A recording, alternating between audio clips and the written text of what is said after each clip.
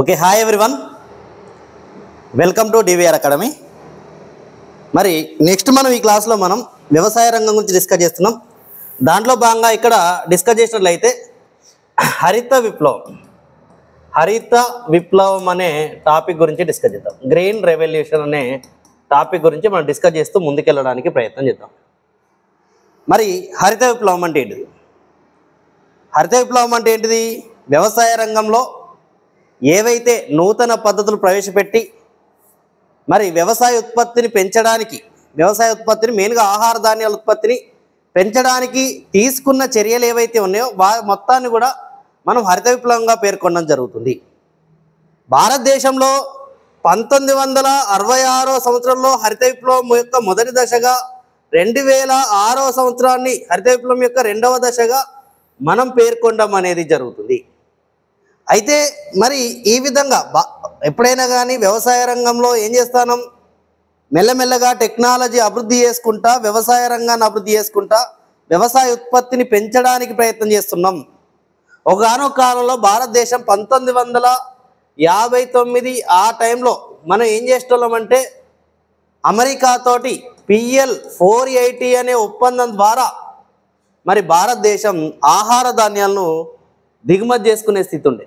అంటే భారతదేశం మరి ఇంత పెద్ద దేశం, ఇంతమంది ప్రజలున్న దేశం, సారవంతమైన నేళ్ళున్న దేశం, మంచి నీటిపారుదల సౌకర్యాలున్న దేశం అయినప్పటికీ కూడా మనం అమెరికా నుంచి ఆహార ధాన్యాలు, వాళ్లకు మిగులు ఆహార ధాన్యాలు ఉంటే మనం దిగుమతి చేసుకునే స్థితిలో ఉన్నాం.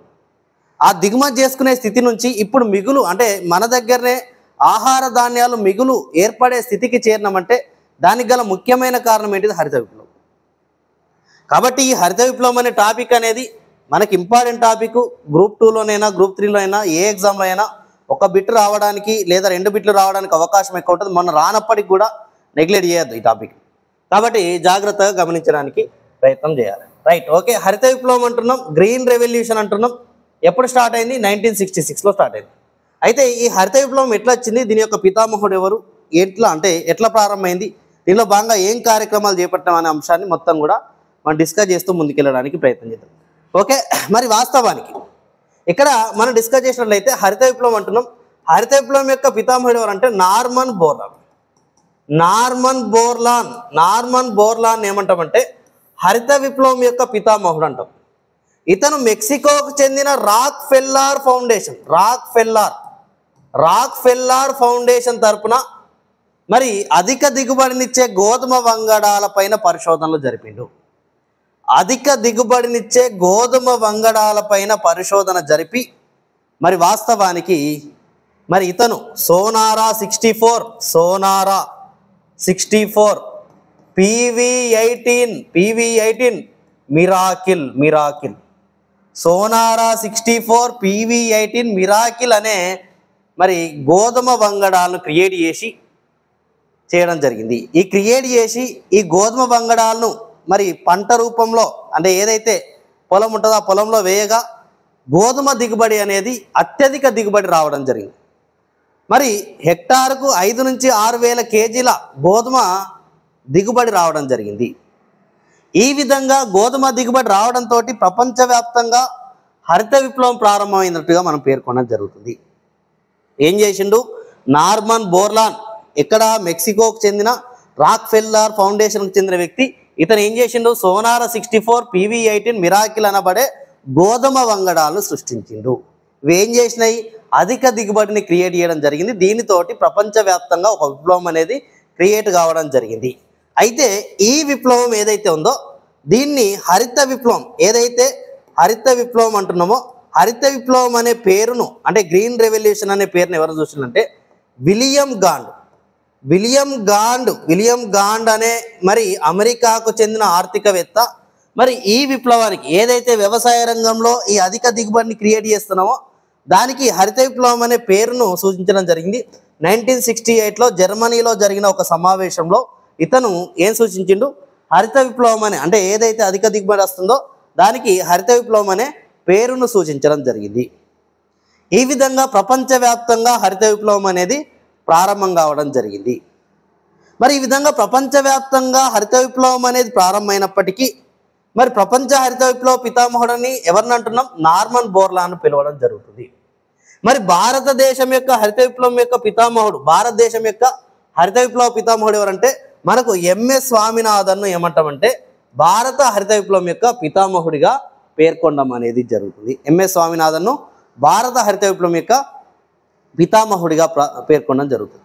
మరి ఈ భారతదేశంలో హరిత విప్లవం రావడానికి, భారతదేశంలో హరిత విప్లవం రావడానికి దారితీసిన పరిస్థితులు మరి ఈ దారితీసిన పరిస్థితుల్లో మనకు మెయిన్గా ఒక 3 రకాల కార్యక్రమాలు ప్రారంభం కావడం జరిగింది. 1960వ సంవత్సరంలో భారతదేశంలో IADP అనే ప్రోగ్రాం ప్రారంభం కావడం జరిగింది. ఇంటెన్సివ్ అగ్రికల్చర్ మరి డిస్ట్రిక్ట్ ప్రోగ్రామ్, సాంద్ర వ్యవసాయ జిల్లాల కార్యక్రమం ప్రారంభమైంది. 1965వ సంవత్సరంలో IAAP అనే ప్రోగ్రాం ప్రారంభమైంది, అంటే ఇంటెన్సివ్ అగ్రికల్చర్ ఏరియా ప్రోగ్రాం ప్రారంభమైంది. 1966వ సంవత్సరంలో HYVP అనే కార్యక్రమం, హై హీల్డింగ్ వెరైటీస్ ప్రోగ్రామ్ అనేది కూడా ప్రారంభం కావడం జరిగింది. హై హీల్డింగ్ వెరైటీస్ ప్రోగ్రామ్ అధిక దిగుబడినిచ్చే వంగడాల కార్యక్రమం ప్రారంభమైంది. మెయిన్గా ఈ కార్యక్రమాల గురించి మనం డిస్కస్ చేస్తూ ముందుకెళ్ళడానికి ప్రయత్నం. ఫస్ట్ మనకు IADP కార్యక్రమం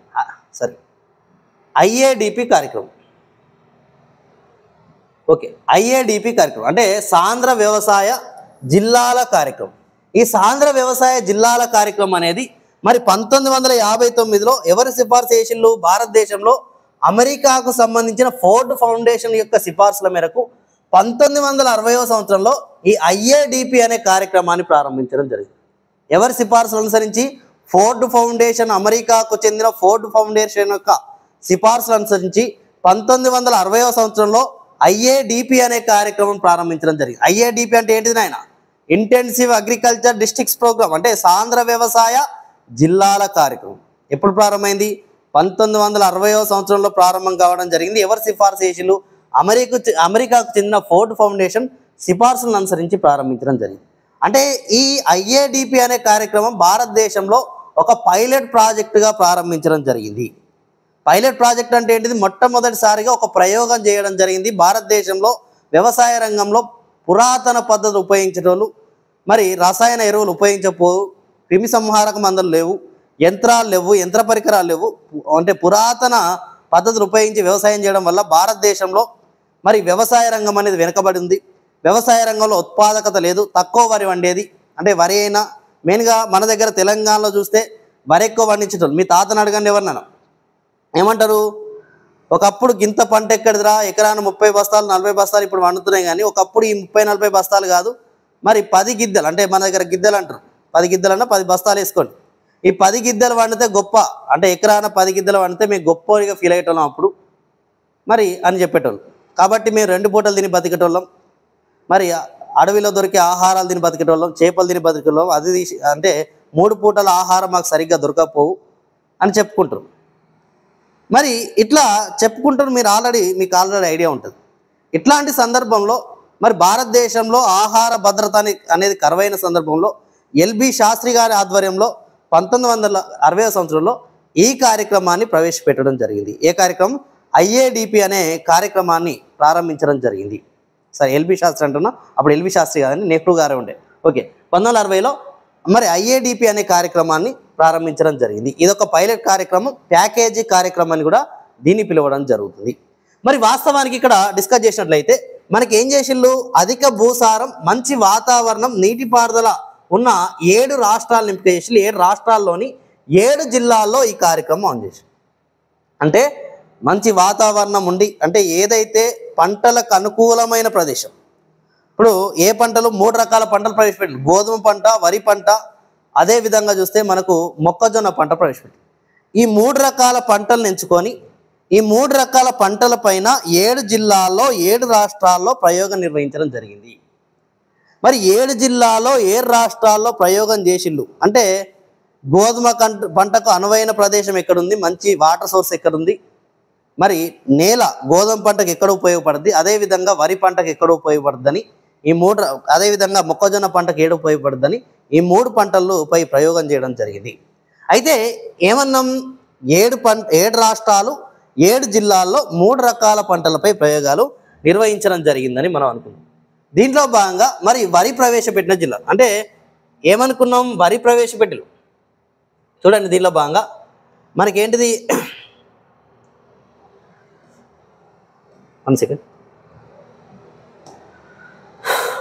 ఎన్ని పంటలు, 3 పంటలు, 3 పంటలు 7 జిల్లాలు, 7 రాష్ట్రాల్లోని 7 జిల్లాలు, అంటే 7 రాష్ట్రాలు కాదు 7 జిల్లాలను ఎంపిక చేయడం జరిగింది.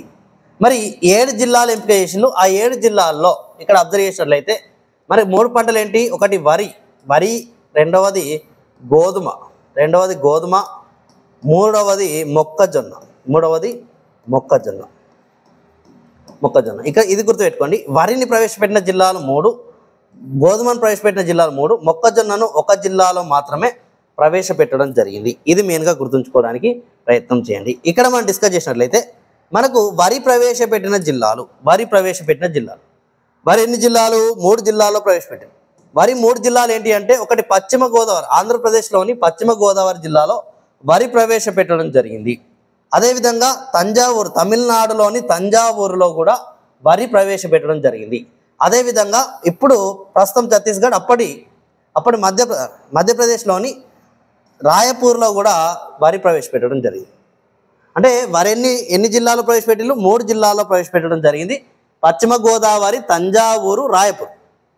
పశ్చిమ గోదావరి ఎక్కడ, ఆంధ్రప్రదేశ్లోని పశ్చిమ గోదావరి, ఎక్కడ తమిళనాడులోని తంజావూరు, మరి రాయపూర్ ఎక్కడ, మధ్యప్రదేశ్, అప్పటి మధ్యప్రదేశ్ ఇప్పుడు ఛత్తీస్గఢ్లోని రాయపూర్లో కూడా మరి ఏ పంటను, వరి పంటను ప్రవేశపెట్టడం జరిగింది. చూడండి, వరి ఎక్కడెక్కడ, తంజావూరు, గుర్తుపెట్టుకోవాలి, ఇంపార్టెంట్, తంజావూరు, అదేవిధంగా పశ్చిమ గోదావరి, అదేవిధంగా రాయపూర్. మరి వీటిని ఎట్లా గుర్తుపెట్టుకోవాలంటే పాతరా అని గుర్తుపెట్టుకోవాలి. పాతరా అని గుర్తుపెట్టుకోవాలి. పా అంటే పశ్చిమ గోదావరి, తా అంటే తంజావూరు, రా అంటే రాయపూర్ అని గుర్తుపెట్టుకోవాలి. ఈజీగా గుర్తుండడానికి అవకాశం ఉంటుంది. అదేవిధంగా వరి పంట ప్రవేశపెట్టిన జిల్లాలు కూడా 3. వరి పంటను ప్రవేశపెట్టిన 3 జిల్లాలు ఏంటి అంటే మరి ఇవి అలీగర్, ఒకటి అలీగర్ ఉత్తరప్రదేశ్లోని అలీగర్, షహాబాద్ బీహార్లోని షహాబాద్, అదేవిధంగా లూధియానా పంజాబ్లోని లూధియానా. ఇక్కడ మరి ఉత్తరప్రదేశ్లోని అలీగర్, షహాబాద్ ఇక్కడ బీహార్లోని షహాబాద్, లూధియానా పంజాబ్లోని లూధియానా. ఈ 3 ప్రాంతాల్లో గోధుమ పంటను ప్రవేశపెట్టడం జరిగింది. అంటే ఇది ఎట్లా గుర్తుపెట్టుకోవాలంటే ఆలీషాలను గుర్తుపెట్టుకోండి.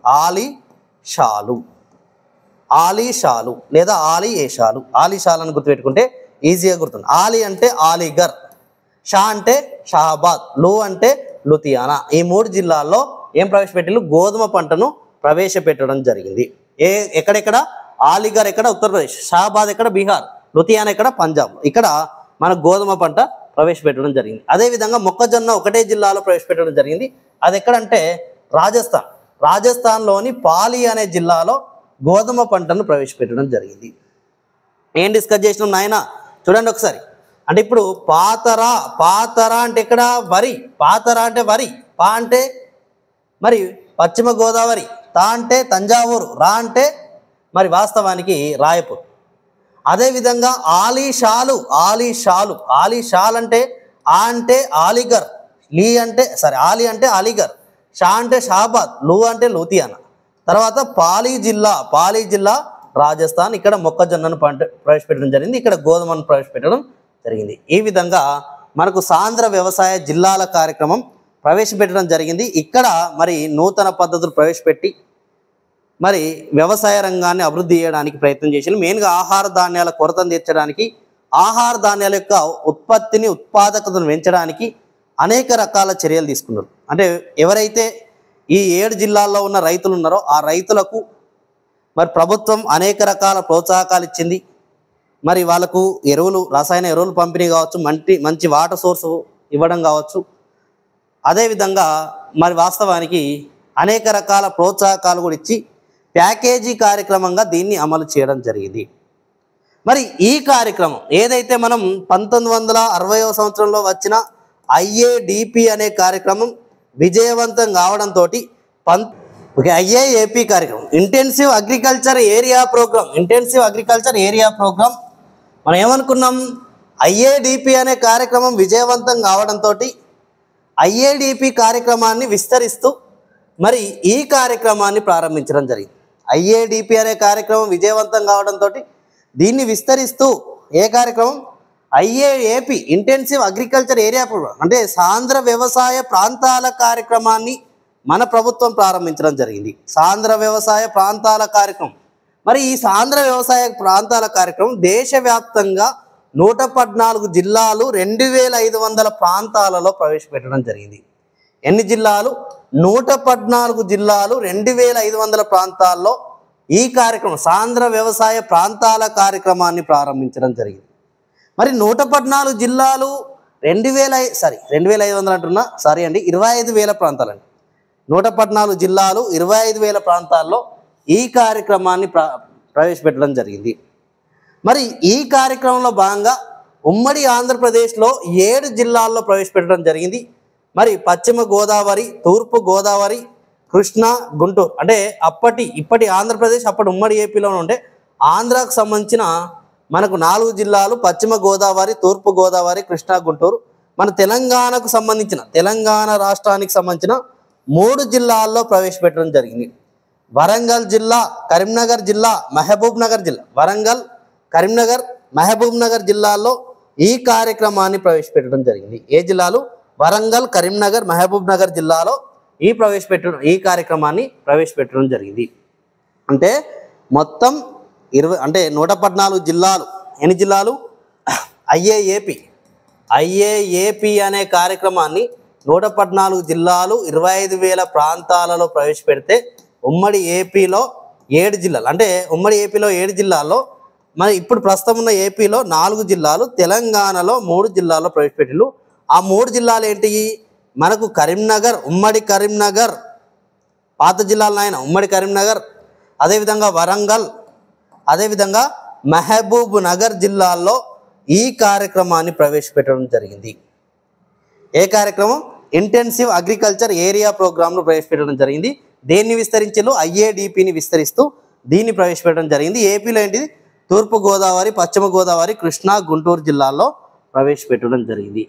ఈ విధంగా ఈ కార్యక్రమాన్ని ప్రవేశపెట్టడంతో మరి తర్వాత మనకు 1966 సంవత్సరంలో మనకు హై హీల్డింగ్ వెరైటీస్ ప్రోగ్రామ్ అనే ఒక కార్యక్రమాన్ని కూడా ప్రారంభించడం అనేది జరిగింది. అంటే 1960లో ఐఏడిపి, 1965లో ఐఏఏపి, తర్వాత 1966లో హెచ్వైవిపి హై హీల్డింగ్ వెరైటీస్ ప్రోగ్రామ్ను మరి ప్రారంభించడం జరిగింది. దీన్ని ఎవరు ప్రారంభించారంటే Indian Council of Agriculture Research వారు ప్రారంభించడం జరిగింది. ICAR వారు ఈ కార్యక్రమాన్ని మరి హెచ్వైవిపిని ప్రారంభించడం అనేది జరిగింది. మరి వాస్తవానికి మరి అంతర్జాతీయ వరి పరిశోధన సంస్థ ఏదైతే ఉందో అది సృష్టించిన వంగడాలైన వరి వంగడాలు, IR8, IR64, బంకవడ్లు అనే వంగడాలను, అదేవిధంగా కొన్ని గోధుమ వంగడాలు సోనారా, లెర్మరార్జో 64 అనే గోధుమ వంగడాలు, అదేవిధంగా మసూరి, మలేషియాకు చెందిన మసూరి అనే వరి వంగడం, వీటిని మొత్తాన్ని కూడా మనం ఇంపోర్ట్ చేసుకోవడం జరిగింది. అదేవిధంగా శ్రీవరి వంగడం, ఎక్కడ? మడగాస్కర్కు చెందిన శ్రీవరి వంగడాన్ని కూడా మనం ఇంపోర్ట్ చేసుకుంటాం. అంటే మెయిన్గా ఇవన్నీ కూడా అవసరం లేదండి. అంటే ఏ వడ్లు ఏంటి అని క్వశ్చన్ అడగకపోవచ్చు. మెయిన్గా ఏం చేసిళ్ళు? హెచ్వైవిపి చూడండి, 1966లో ఏ కార్యక్రమం? హెచ్వైవిపి అనే కార్యక్రమాన్ని ప్రారంభించడం జరిగింది. ఈ హెచ్వైవిపిలో భాగంగా ఏంటిది? మనకు అధిక దిగుబడినిచ్చే వంగడాలు, దిగుబడిని ఇచ్చే ఏ వంగడాలు? వరి మరియు గోధుమ వంగడాలను మనం మరి విదేశాల నుంచి ఇంపోర్ట్ చేసుకోవడం జరిగిందనే అంశాన్ని మెయిన్గా గుర్తుంచుకోవడానికి ప్రయత్నం చేయండి. ఇది ఇలా గుర్తుపెట్టుకోండి. శ్రీవరి సిస్టమ్ ఆఫ్ రైస్ ఇంటెన్సిఫికేషన్ అని అంటాం కదా. ఈ శ్రీవరి అనేది దీని గురించి మళ్ళీ మనం ఆహార ధాన్యాల గురించి డిస్కస్ చేసినప్పుడు చేస్తాం.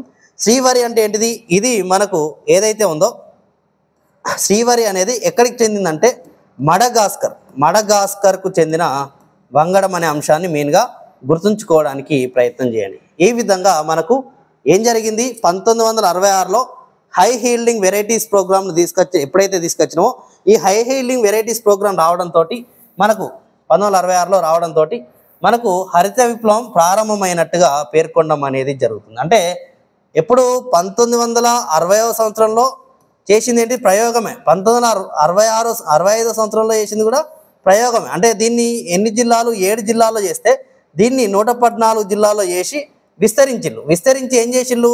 మరి ఈ రెండు కూడా విజయవంతమైతానే అనే ఉద్దేశంతో 1966 సంవత్సరంలో HYVP అనే కార్యక్రమాన్ని ప్రవేశపెట్టడం జరిగింది. దీంట్లో భాగంగా అధిక దిగుబడినిచ్చే వంగడాలను మనం దిగుమతి చేసుకొని దేశవ్యాప్తంగా హరిత విప్లవం అనేది అమలు చేయడం అనేది జరిగింది. ఆ విధంగా మనకు 1966 సంవత్సరం అంటే ఆర్థిక సంవత్సరం అంటే 1966-67 సంవత్సరాన్ని మనం ఏమంటామంటే హరిత విప్లవం యొక్క మొదటి దశగా పేర్కొనడం జరుగుతుంది. మొదటి దశగా పేర్కొనడం అనేది జరుగుతుందనే అంశాన్ని మెయిన్గా గుర్తుంచుకోవడానికి ప్రయత్నం చేయాలి. మరి ఈ విధంగా హరిత విప్లవం అనేది ప్రారంభమైంది. రెండవ దశ గురించి కూడా మనం తర్వాత డిస్కస్ చేద్దాం. మరి ఈ విధంగా రెండవ దశ ఎప్పుడు? 2006 సంవత్సరంలో హరిత విప్లవం యొక్క రెండవ దశ ప్రారంభం కావడం అనేది జరిగింది. మరి ఈ విధంగా హరిత విప్లవం అనేది మన భారతదేశంలో విజయవంతం కావడం జరిగింది.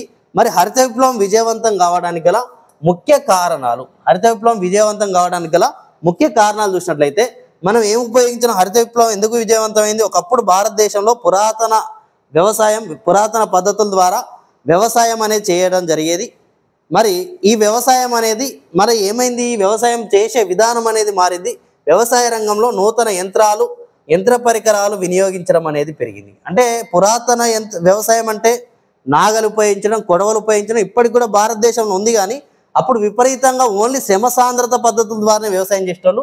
ఇప్పుడు ఏం చేసేళ్ళు? నూతన యంత్రాలు వచ్చినాయి, యంత్ర పరికరాల ద్వారా వ్యవసాయం చేయడం ప్రారంభమైంది. అదేవిధంగా రసాయన ఎరువులు, క్రిమి సంహారక మందులు వాడకం అనేది పెరిగింది.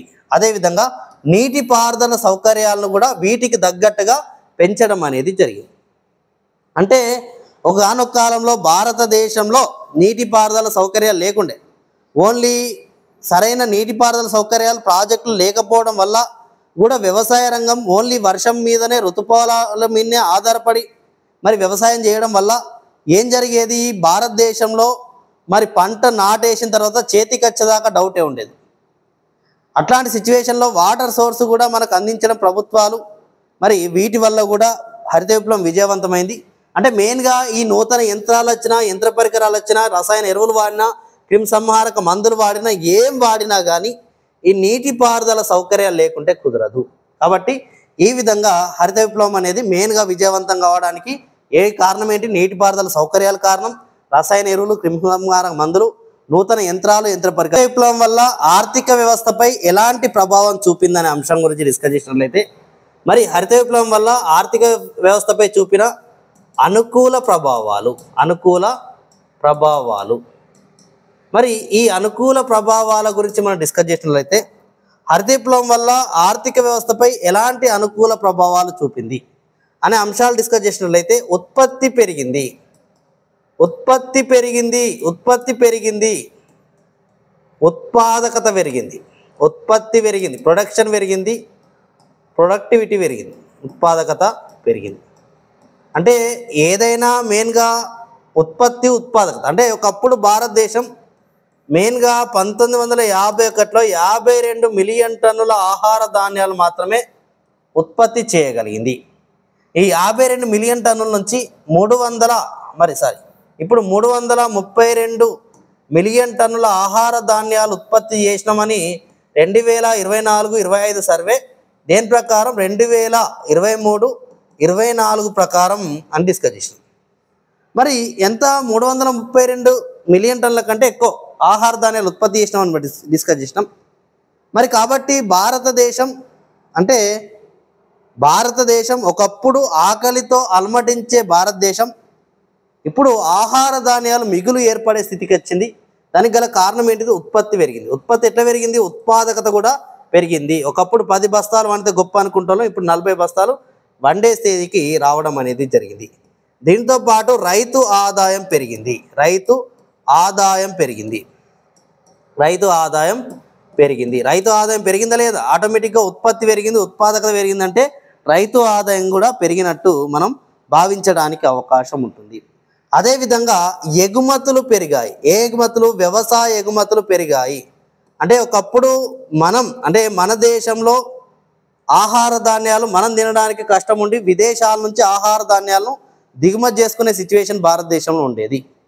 ఒక దేశం యొక్క దరిద్రం ఎక్కడ స్టార్ట్ అయిందంటే ఎప్పుడైతే నిత్యావసర వస్తువులు కూడా ఆ దేశం మరి క్రియేట్ చేసుకోకుండా విదేశాల మీద ఆధారపడదో ఆ దేశం దరిద్రంలో ఉన్నట్టు చెప్పచ్చు.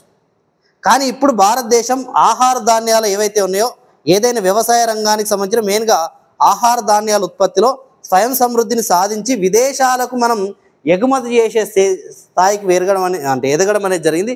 దానికి గల ముఖ్య కారణం ఏంటిది?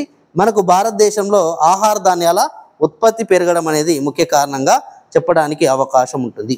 అదేవిధంగా దీనివల్ల పేదరికం తగ్గింది.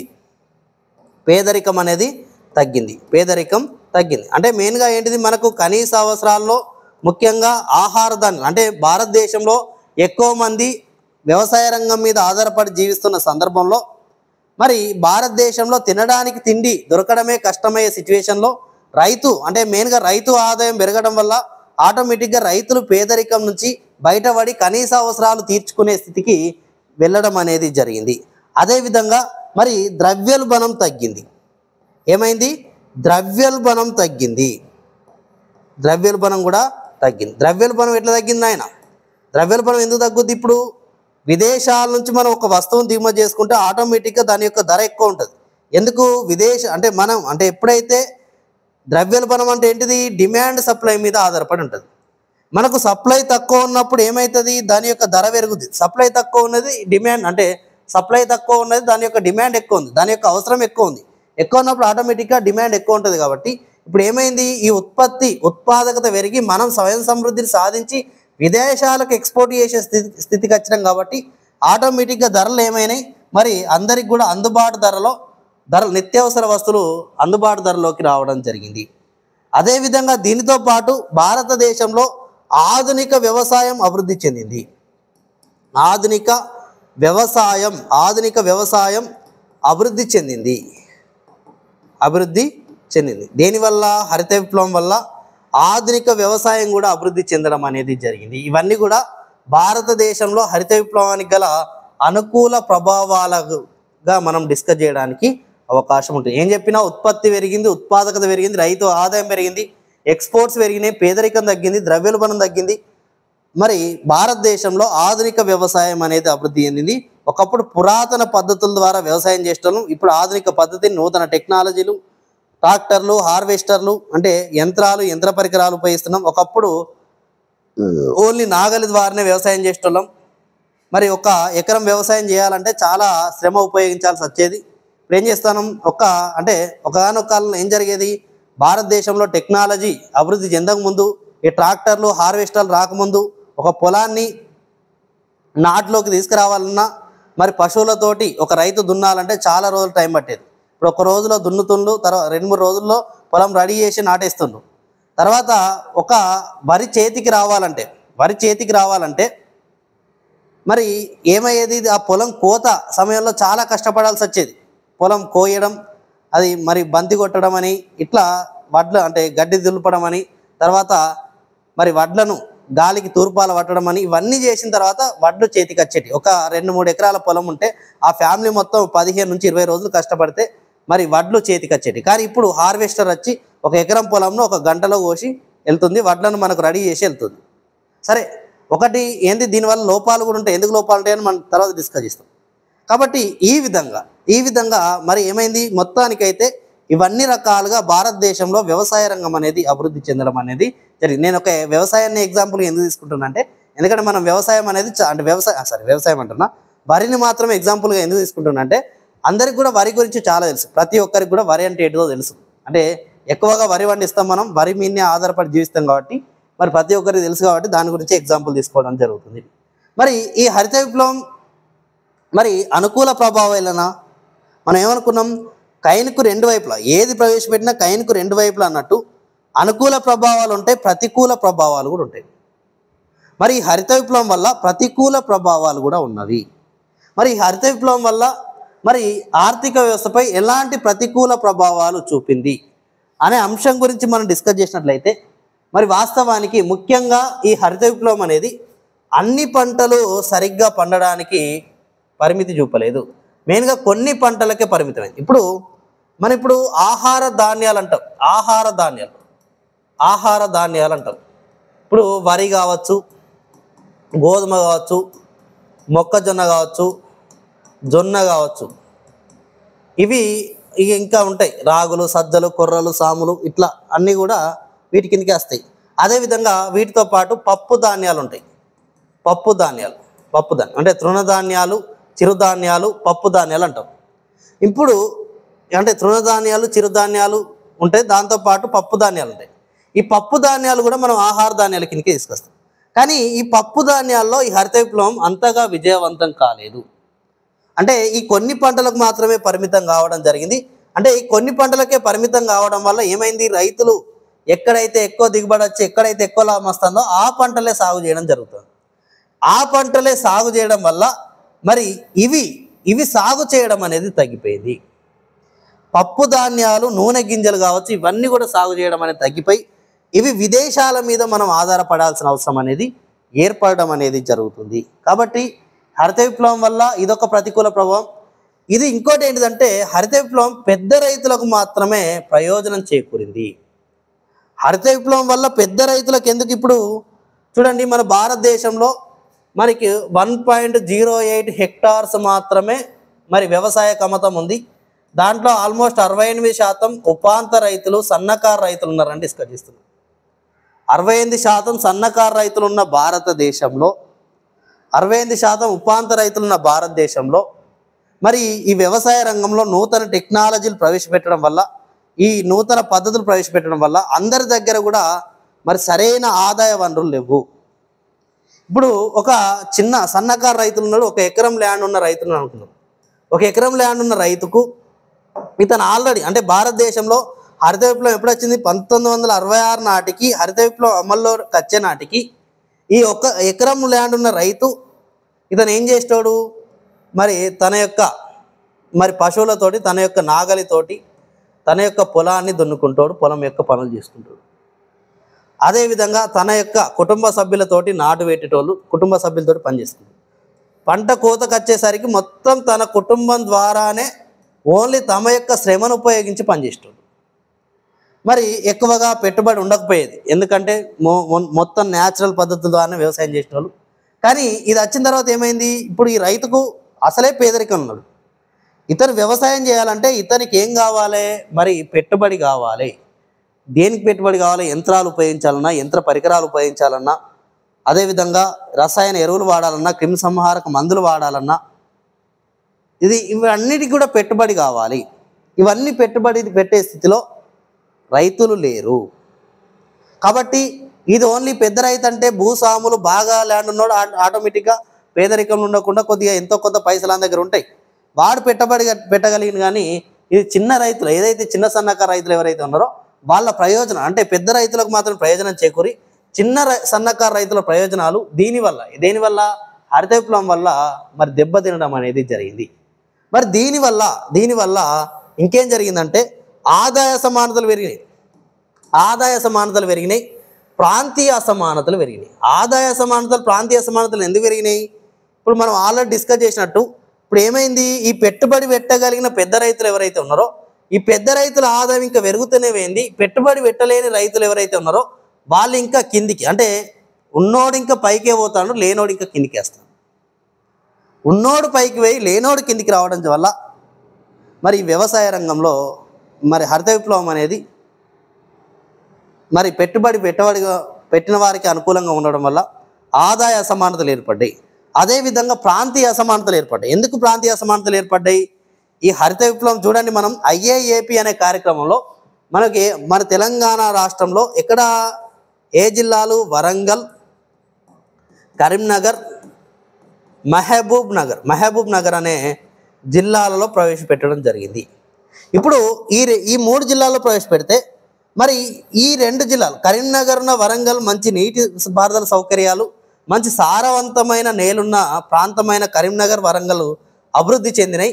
మహబూబ్ నగర్ జిల్లా మరి వాటర్ సోర్సెస్ లేవు, సారవంతమైన నేలలు లేకపోవడం వల్ల ఈ మహబూబ్ నగర్ జిల్లా వెనకబడిపోవడం జరిగింది. అంటే ఇక్కడ ఏమైంది, ఇట్లా అంటే ఈ విధంగా మరి దేశంలో ఉన్న అన్ని ప్రాంతాల్లో ఒకే విధమైన సౌకర్యాలు ఉన్నాయి, ఒకే విధమైన పరిస్థితులు ఉన్నాయి. కాబట్టి పరిస్థితులు అనుకూలంగా ఉన్న ప్రదేశాలు అభివృద్ధి చెంది, పరిస్థితులు అనుకూలంగా లేని ప్రదేశాలు వెనుకబడడం జరిగింది. దీనివల్ల ఏమైంది, ప్రాంతీయ అసమానతలు కూడా పెరగడం అనేది జరిగింది. ఇప్పుడు చూడండి, మన కరీంనగర్ వరంగల్కు ఉన్న మహబూబ్ నగర్ జిల్లాకు చాలా చాలా డిఫరెన్స్ ఉంటుంది, అవునా కాదా? అవును. కాబట్టి ఈ విధంగా ఇది కూడా ఒక కారణం. అదేవిధంగా దీనివల్ల నిరుద్యోగం పెరిగింది, అన్ఎంప్లాయ్మెంట్ అనేది పెరిగింది. దేనివల్ల? హరిత విప్లవం వల్ల నిరుద్యోగం పెరిగింది. హరిత విప్లవం వల్ల నిరుద్యోగం ఎట్లా పెరిగింది? మరి వాస్తవానికి మనం అనుకున్నట్టు పెట్టుబడిదారీ వ్యవసాయం అభివృద్ధి చెందింది. పెట్టుబడిదారీ వ్యవసాయం అంటే ఇప్పుడు చూడండి, ఇప్పుడు ఏం చేయాలి? వ్యవసాయం చేయాలంటే నూతన యంత్రాలు వచ్చినాయి, యంత్ర పరికరాలు వచ్చినాయి. ఒకనొక కాలంలో భారతదేశంలో వ్యవసాయ రంగం ఎట్లయితే అభివృద్ధి చెందిందో, వ్యవసాయ రంగం మీద ఆధారపడి, అంటే ఎటువంటి భూమి లేని శ్రామికులు కూడా వ్యవసాయ రంగం మీదనే ఆధారపడి తమ యొక్క ఆహార భద్రతను తీర్చుకునేవారు, తమ యొక్క అవసరాలను తీర్చుకునేవారు. పంట సీజన్ మొదలైనప్పటి నుంచి పంట చేతికొచ్చే నాటికి మొత్తం కూడా శ్రమ సాంద్రత పద్ధతుల ద్వారా వ్యవసాయం చేయడం వల్ల వ్యవసాయ రంగం మీద ఇప్పుడు ఏంటిది, వ్యవసాయం స్టార్ట్ చేసడంతోటే నారు పోస్తాం. మరి వ్యవసాయానికి సంబంధించిన పనులు స్టార్ట్ చేసినప్పుడు పొలం దున్నాలి, దున్నిన తర్వాత దానికి సంబంధించి గిట్టాలు కొట్టాలి, నాటు పెట్టాలి, నాటుకు శ్రామికులు అవసరం, తర్వాత కలుపు తీయాలి, మందేయాలి, మందేసి లేకపోయినా కలుపు తీయాలి, తర్వాత వరి కొయ్యాలి, వరి కోసిన తర్వాత ఇంకా అనేక రకాల పనులు చేయాలి.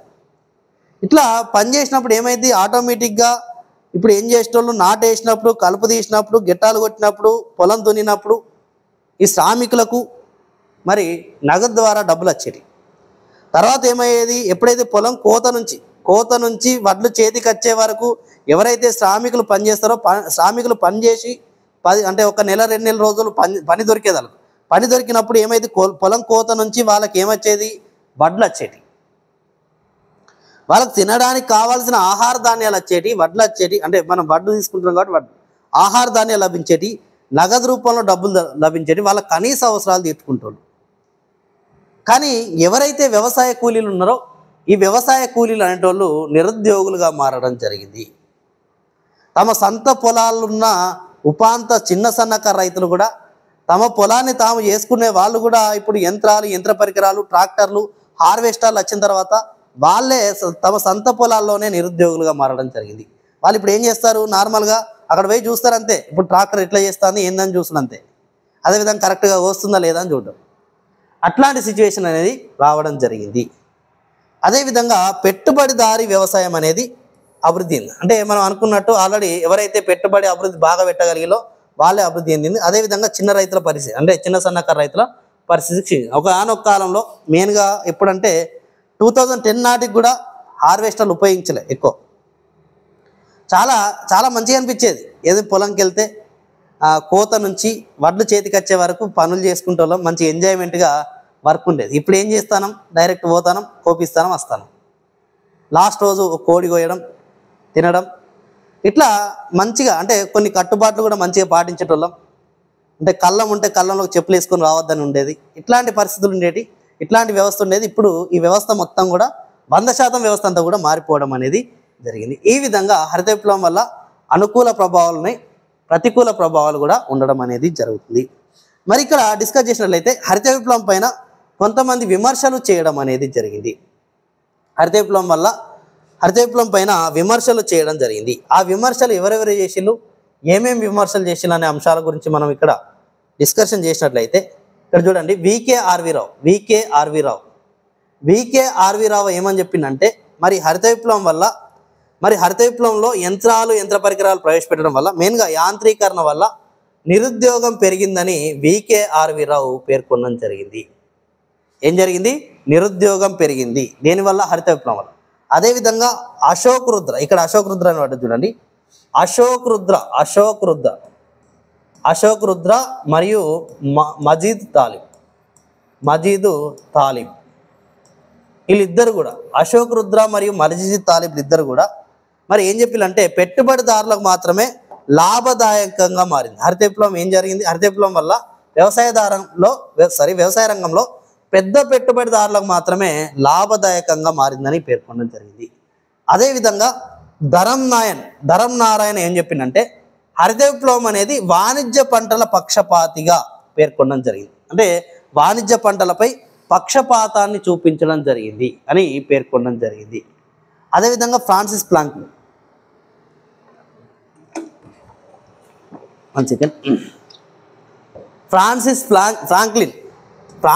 ఫ్రాంక్లిన్ ఏం చెప్పిండంటే మరి ఇతను దేన్ని హరిత విప్లవంపై సర్వే నిర్వహించడం జరిగింది. హరిత విప్లవంపై సర్వే నిర్వహించి ఆ సర్వేలో హరిత విప్లవం వల్ల చిన్న రైతుల యొక్క పరిస్థితి అనేది క్షీణించింది. 10 ఎకరాల పైన ఉన్న వారికి మాత్రమే హరిత విప్లవం అనేది లాభం చేకూరడం జరిగింది. అదేవిధంగా 2-3 ఎకరాల రైతులకు ఎలాంటి మిగులు లేదని పేర్కొనడం జరిగింది. అంటే చూడండి, మనకు వికేఆర్వి రావు ఏం చెప్పిండు? వికేఆర్వి రావు ఏం చెప్పిండు? మరి హరిత విప్లవం వల్ల ఏం జరిగిందట? నిరుద్యోగం పెరిగింది. అదేవిధంగా మజీద్ తాలిబ్, అశోక్ రుద్రలు ఏం చెప్పిండు? పెట్టుబడిదారులకు మాత్రమే లాభదాయకంగా మారింది. ఎవరికి? పెట్టుబడిదారులకు లాభదాయకంగా మారిందని పేర్కొనడం జరిగింది. అదేవిధంగా మనకు ఇక ఎవరు ఇక్కడ చూసినట్లయితే ధరం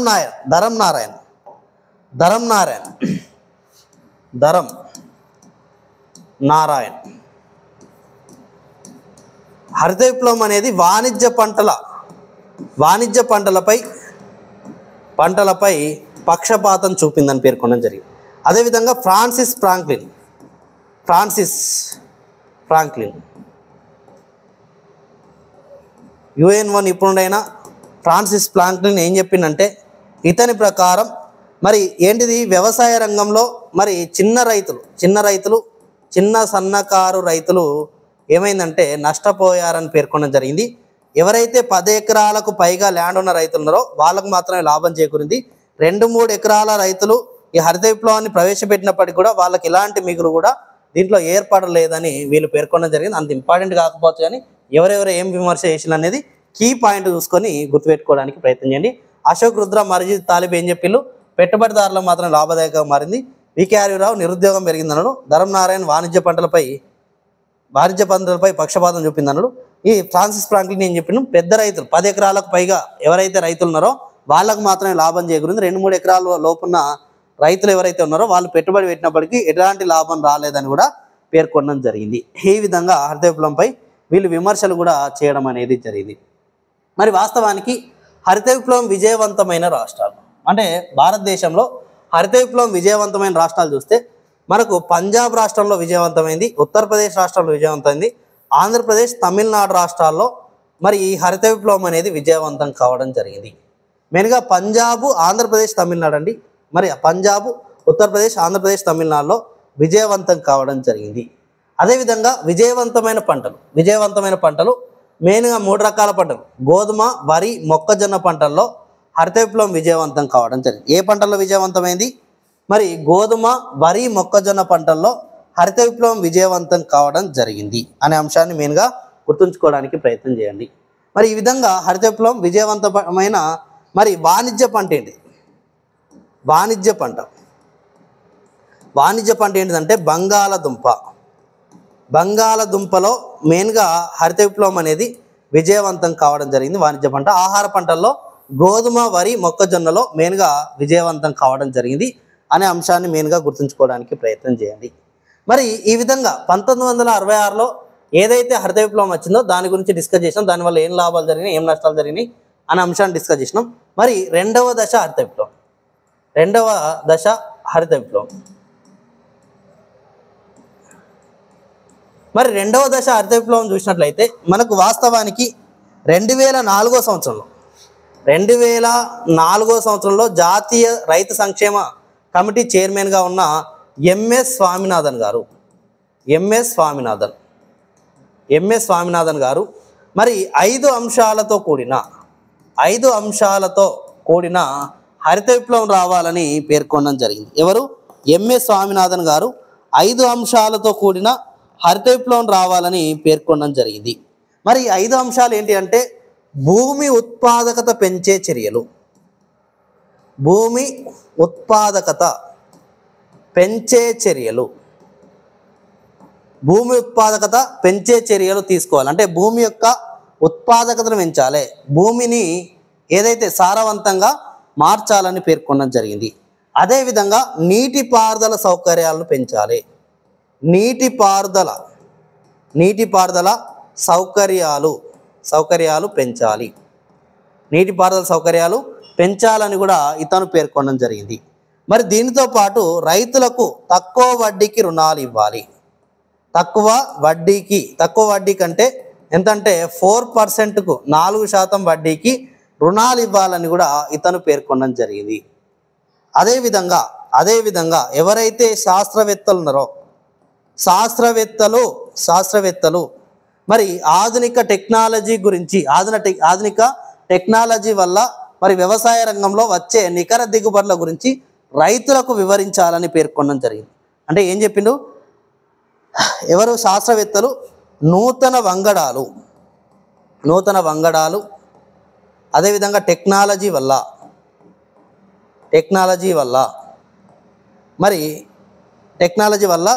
వచ్చే నికర దిగుబడి గురించి ఏం చేయాలి, రైతులకు వివరించాలని పేర్కొనడం జరిగింది. అంటే మెయిన్గా ఏం చేయాలి, నూతన వ్యవసాయాన్ని ప్రోత్సహించడానికి మరి శాస్త్రవేత్తలు ఎవరైతే ఉన్నారో దీని గురించి వీటిపైన అవగాహన కల్పించాలి అని పేర్కొనడం జరిగింది. అదేవిధంగా దీంతో పాటు ఇంకేం చెప్పిండంటే మన ఎంఎస్ స్వామినాథన్ గారు మరి మనకేంటిది వ్యవసాయ రంగంలో ఉత్పత్తి చేయాలి, అదేవిధంగా వినియోగం ఉంటుంది, అంటే ఆహార ధాన్యాలు ఏవైతే ఉంటాయో వాటి వినియోగం ఉంటుంది. మరి వీటిని ఉత్పత్తి, వినియోగం, వాణిజ్యాన్ని అనుసంధానం చేస్తూ మార్కెటింగ్ వ్యవస్థను ప్రవేశపెట్టాలి. ఉత్పత్తి, వినియోగం, అదేవిధంగా వాణిజ్యంను అనుసంధానం చేస్తూ ఏం చేయాలి, మనకు మార్కెటింగ్ వ్యవస్థను అభివృద్ధి చేయాలని పేర్కొనడం జరిగింది. ఎంఎస్ స్వామినాథన్ ఏం చెప్పిండు, 5 అంశాలతో కూడిన హరిత విప్లవం రావాలన్నారు. ఏం చెప్పిండు, భూమి ఉత్పాదకత పెంచే చర్యలు, నీటిపారుదల సౌకర్యాలు పెంచాలి, అంటే ప్రతి పొలానికి కూడా వాటర్ సోర్స్ అందించాలి, రైతులకు తక్కువ వడ్డీకి పెట్టుబడి సాయాన్ని అందించాలి, 4% వడ్డీకే రుణాలు అందించాలి. అదేవిధంగా ఏదైతే నూతన టెక్నాలజీ వల్ల వచ్చే ప్రయోజనం ఏదైతే ఉందో అధిక దిగుబడి గల వంగడాలు ఏవైతే నూతన టెక్నాలజీ వల్ల వచ్చే ప్రయోజనం ఏదైతే ఉందో దాని గురించి రైతులకు వివరించాలి. అదేవిధంగా ఉత్పత్తి, వినియోగం, వాణిజ్యాన్ని అంటే మెయిన్గా మార్కెటింగ్ సౌకర్యాలను మరి పెంచాలని పేర్కొనడం జరిగింది. ఈ విధంగా మరి ఎంఎస్ స్వామినాథన్ గారు పేర్కొంటే మన డాక్టర్ మన్మోహన్ సింగ్ గారు 2006 జనవరి 3వ తేదీన మనకు ఏం చేసినంటే ఎంఎస్ స్వామినాథన్ గారు పేర్కొన్న అంశాలకు 2 అంశాలను జోడించడం జరిగింది. ఈ 2 అంశాలను జోడిస్తూ 7 అంశాలతో కూడిన హరిత విప్లవం రావాలని పేర్కొనడం అనేది జరిగింది. మెయిన్గా ఇతను ఏం చెప్పిండంటే 2 అంశాలు ఏంటి అంటే మరి విత్తన నాణ్యత, అదేవిధంగా ఇతర హెర్బల్ మొక్కలు మరియు ఇతర మొక్కల అభివృద్ధికై మరి బయోటెక్నాలజీ ఉపయోగించాలని పేర్కొనడం జరిగింది. విత్తన నాణ్యత, హెర్బల్ మొక్కలు, ఇతర మొక్కల అభివృద్ధికై బయోటెక్నాలజీ ఉపయోగించాలని పేర్కొనడం జరిగింది. దీనితో పాటు ఇంకేం పేర్కొన్నారంటే పశుగణాల అభివృద్ధికై లేదా పశు సంపద అభివృద్ధికై విజ్ఞాన శాస్త్రం ఉపయోగించాలని పేర్కొనడం జరిగింది. ఈ విధంగా మరి ఇతను అంటే ఎవరు మనకు మన్మోహన్ సింగ్ గారు అంటే మొత్తం మన్మోహన్ సింగ్ గారు ఎన్ని అంశాలు 7 అంశాలతో కూడిన హరిత విప్లవం రావాలని పేర్కొనడం జరిగింది. ఎవరు పేర్కొన్నారు? మన్మోహన్ సింగ్. చూడండి, మన్మోహన్ సింగ్ 7 అంశాలతో కూడిన, అదేవిధంగా ఎంఎస్ స్వామినాథన్ 5 అంశాలు. అంటే ఎంఎస్ స్వామినాథన్ చెప్పిన అంశాలు ఏవైతే ఉన్నాయో వాటికి 2 అంశాలను మన్మోహన్ సింగ్ గారు జోడించడం జరిగింది. ఎంఎస్ స్వామినాథన్ గారు ఏం చెప్పిండు? 5 అంశాలు చెప్పిండు. 5 అంశాలు ఏంటిది? భూమి ఉత్పాదకత పెంచాలి, చర్యలు తీసుకోవాలి, నీటిపారుదల సౌకర్యాలు పెంచాలి, రైతులకు తక్కువ వడ్డీకి రుణాలు ఇవ్వాలి, అదేవిధంగా మరి ఏవైతే నూతన వంగడాలు కావచ్చు, నూతన టెక్నాలజీ వల్ల దిగుబడి పెంచే చర్యల గురించి, దిగుబడి ఎట్లా పెరుగుద్దో దానికి సంబంధించి శాస్త్రవేత్తలు రైతులకు మరి వివరంగా తెలియజేయాలి, మార్కెటింగ్ సదుపాయాలను పెంచాలని పేర్కొన్నాడు. తర్వాత మన్మోహన్ సింగ్ గారు 2006 జనవరి 3వ తేదీన మరి ఏమని పేర్కొన్నాడు? 7 అంశాలతో కూడిన హరిత విప్లవం రావాలన్నారు. 7 అంశాల్లో అంటే మెయిన్గా ఏంటిది? మరి విత్తన అభివృద్ధికై బయోటెక్నాలజీ ఉపయోగించాలి, హెర్బల్ మొక్కల అభివృద్ధి, ఇతర మొక్కల అభివృద్ధి కూడా చేయాలి. అదేవిధంగా ఇంకేం చెప్పిండు? మనకి ఇక్కడ చూసినట్లయితే పశుగణాల అభివృద్ధి, పశు సంపద అభివృద్ధి కోసం విజ్ఞాన శాస్త్రాన్ని ఉపయోగించాలని కూడా ఇతను పేర్కొనడం జరిగింది. ఈ విధంగా మరి ఇతను పేర్కొంటూ మనకు ఏదైతే 2006-7 సంవత్సరాన్ని 2వ దశ హరిత విప్లవంగా పేర్కొనడం జరిగింది. 2వ దశ హరిత విప్లవంగా పేర్కొనడం జరిగింది. 2వ దశ హరిత విప్లవం ఎప్పుడంటాం? 2006-7 కాలాన్ని 2వ దశ హరిత విప్లవంగా పేర్కొనడం అనేది జరిగింది. అదేవిధంగా మనకు 2017 సంవత్సరంలో మరి ఎంఎస్ స్వామినాథన్ గారి ఆధ్వర్యంలో మరి వాస్తవానికి సతత హరిత విప్లవానికి పిలుపు ఇవ్వడం జరిగింది. హరిత విప్లవానికి పిలుపు ఇవ్వడం అనేది జరిగింది. మరి ఈ సతత హరిత విప్లవానికి ఎందుకు పిలిపించాలంటే భారతదేశంలో మరి ఆహార భద్రత ఉంది, కానీ ఈ పౌష్టికాహార భద్రత దేనికోసం? మెయిన్గా పౌష్టికాహార భద్రతను పెంచే ఉద్దేశంతో మరి సతత హరిత విప్లవానికి పిలుపునివ్వడం అనేది జరిగింది. నరేంద్ర మోడీ గారు అధికారంలోకి వచ్చిన తర్వాత ఏమని చెప్పిళ్ళు? రైతు ఆదాయాన్ని 2022 నాటికి రెట్టింపు చేస్తా అని పేర్కొనడం జరిగింది. రైతు ఆదాయాన్ని రెట్టింపు చేయాలంటే మన దేశంలోనే అనేక రకాల పంటలు ప్రవేశపెట్టాలి. మనకు ఆహార భద్రత ఉంది, కానీ పౌష్టికాహార భద్రత లేదు. ఈ పౌష్టికాహార భద్రతను కూడా పెంచే ఉద్దేశంతో సతత హరిత విప్లవాన్ని 2017లో అనౌన్స్ చేయడం జరిగింది. ఎవరి అధ్యక్షతన? మనకు ఎంఎస్ స్వామినాథన్ గారి ఆధ్వర్యంలో అనౌన్స్ చేయడం జరిగింది. దేనికోసం?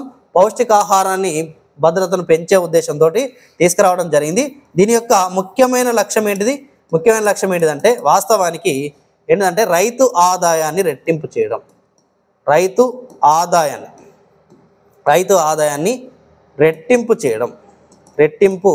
చేయడం అదేవిధంగా పౌష్టికాహార భద్రతను పెంచే ఉద్దేశంతో, అంటే లక్ష్యం అని పెట్టుకోకండి, పౌష్టికాహార భద్రత పెంచడం, రైతు ఆదాయాన్ని రెట్టింపు చేయాలనే ఉద్దేశంతో సతత హరిత విప్లవాన్ని కూడా 2017 సంవత్సరంలో అనౌన్స్ చేయడం జరిగింది. ఎవరి అధ్యక్షతన? ఎంఎస్ స్వామినాథన్ గారి అధ్యక్షతన. ఇది మొత్తం కూడా హరిత విప్లవం అనే టాపిక్కు సంబంధించి పూర్తిగా మనం డిస్కస్ చేయడం అనేది జరిగింది. Okay, thank you.